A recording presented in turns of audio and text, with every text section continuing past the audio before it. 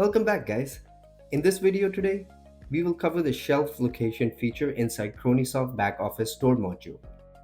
Shelf location is used to assign a specific shelf ID to a product barcode. This helps the store identify where an item is placed, making it easier to organize products, locate inventory, and manage store shelves more accurately. To begin, go to the left side menu and click Store. From the Store module, click Shelf Location, or you could use the Smart Search instead. On this page, you can enter or scan the product barcode. After entering the barcode, add the shelf ID you want to connect with that item.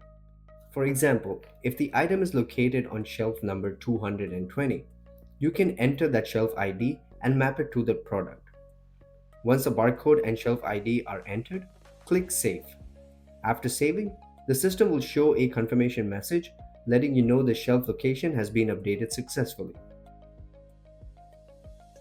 Now when you open the same item inside the Crony Back Office, the item details will show the updated shelf location. This means the product barcode is now connected to the shelf ID you entered.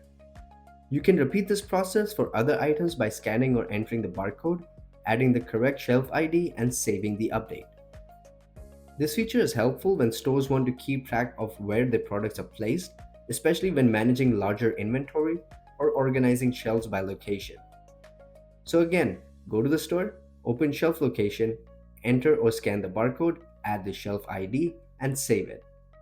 And that's it for shelf location in CronySoft's Back Office.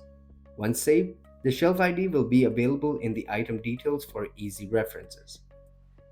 That's it from me today. I'll catch you guys in our next video.